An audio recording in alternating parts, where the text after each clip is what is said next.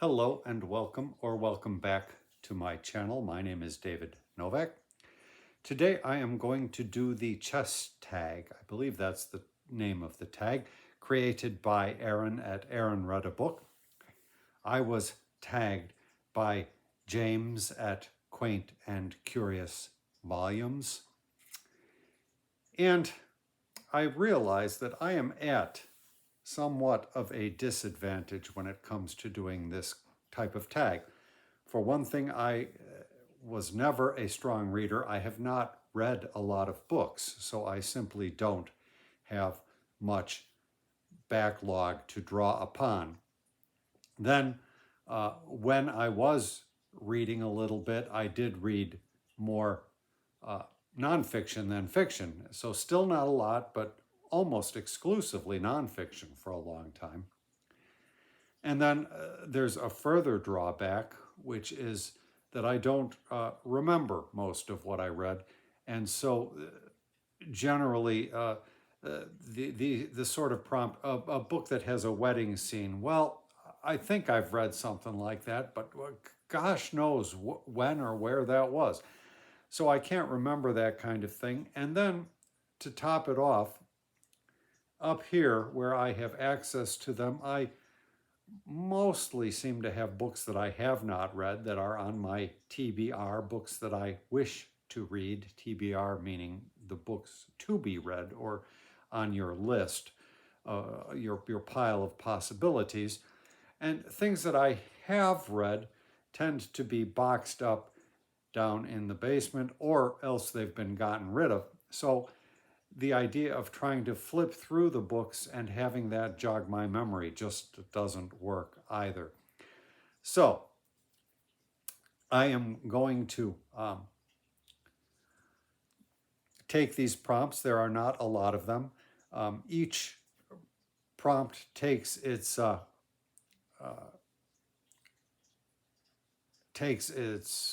tenor, takes its meaning from a piece on the chessboard. I am not a chess player, but I don't believe that a knowledge of the game of chess is necessary to do this tag. We begin with Pawn. So a book about a lowly character that rises through the ranks. A similar prompt was in a recent tag. I can't remember. I believe in that case I answered just about anything by Dickens. Not that I've read a lot by Dickens, but that is the impression I have. A year or two ago I read Oliver Twist and I read Great Expectations, and I think those could kind of fit the bill. I would imagine a book like Moll Flanders by Daniel Defoe fits the bill, but I haven't read it. But I think that is a fairly typical sort of genre, and there is an abundance of examples. I just can't think of them. And I thought, well, I could go with The Prisoner of Zenda, but in that case, the character does not rise through the ranks. He's just kind of transported or teleported from one place to a higher level in the ranks. So that wouldn't work. And, well, I thought about Mulk Raj Anand, who I've read, and I thought, well, you've got, what was it, Untouchable, which starts with our hero cleaning the latrines as a member of the Untouchable caste. And by the end of the book, well, he's had maybe a slightly better job along the way. But he gets to see Gandhi and at least, I think, has his humanity affirmed. So that's kind of a rise through the ranks a little bit. And his second book, Cooley, kind of also takes a character starting from the lowest level and going through a succession of jobs that seem to get a little bit better. Maybe he reaches successively higher ranks of being exploited. So that is probably the best that I can come up with. I just hold this as a sort of placeholder. This is the next book by this author that I wish to read and have not gotten to it yet. This will be a common theme in this video, I think. Number 2, Rook, a book that features a castle, a tower, or a chariot. Now, The Prisoner of Zenda would also fit for that, I think, but I just decided let's go short and sweet. How about this? One of my first books. Number 3, Night, a book about an animal or animals, bonus points if it is a horse. How about this? You can't see that, can you? Aesop's Fables. I think you will find that most every story contains an animal. Oh, and look at this. I found a horse. So I get a bonus point right there. I was thinking about The Golden Ass, but I haven't actually read this.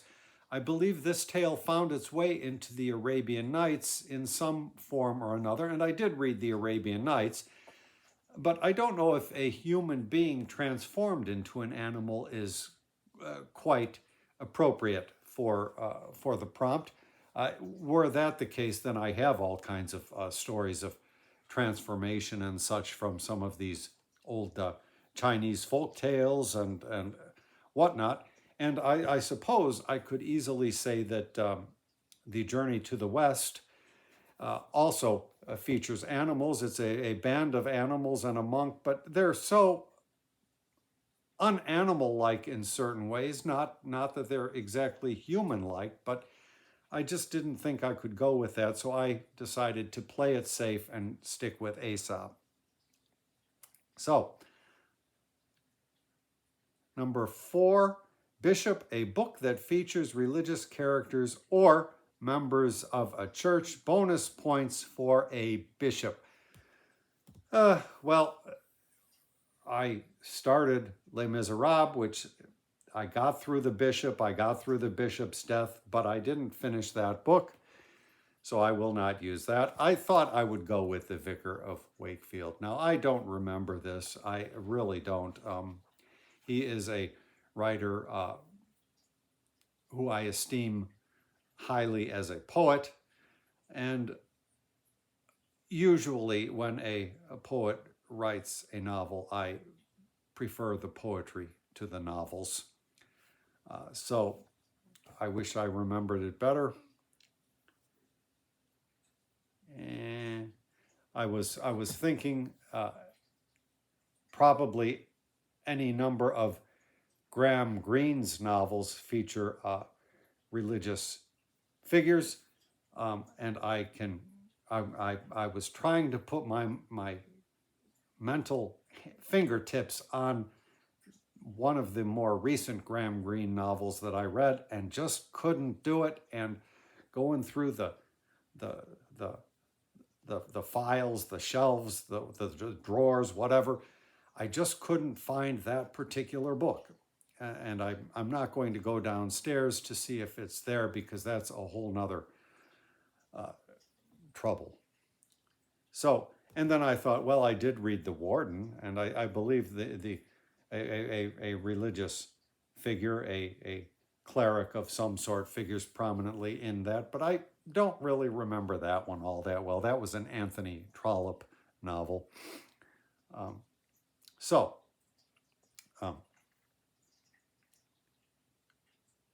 Number 5, I guess, is Queen.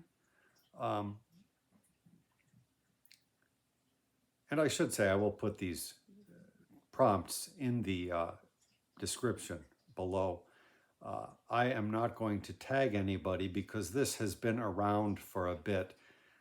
But if you feel like you would like to do this tag, then you have been tagged. So what was it, Queen, a book with a strong female character. And this is one that I thought, well, excuse me, this should be fairly easy. Couldn't really think of anything that I've read recently that fits the bill. So I decided to go way back. A number of people have chosen Jane Eyre. I decided to go with Emma by Jane Austen. I think Emma is a strong character, not always in an entirely positive way, but I think she will do. And then lastly, a book about a monarch or a ruler. Well, when I was a lad, I loved The Once and Future King by T.H. White. I had a very nice hardbound edition, and I even had the book about Merlin, which followed after, which I believe he felt should have been included, but I didn't care for that book nearly so much as The Once and Future King, which started with the sword in the stone, which of course is analogous to poetry, and I knew this even then because if you remove those S's, you have the word in the tone.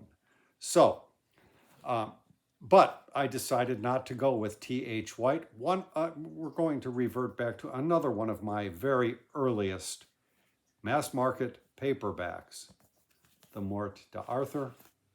I have no idea where I picked these up. Well, these stickers for the price, that indicates to me that they were not picked up in Japan. So obviously I got them domestically and I read them, and it's so long ago I am probably due for a reread.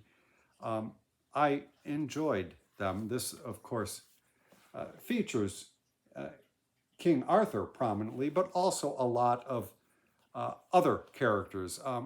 Who is the one that I liked? Was it Pennington or something, who was always going after the questing beast? He was my favorite, but I will say Sir Thomas Malory, The Morte d'Arthur, he will fit the bill. And so I have completed the tag. Thank you, James, for tagging me. I'm a little bit slow in getting to this. Things have sort of come unraveled here in the book department. And so, as I say, I will not tag anybody, but I will tag you if you haven't done this tag. Thank you very much for stopping by my channel.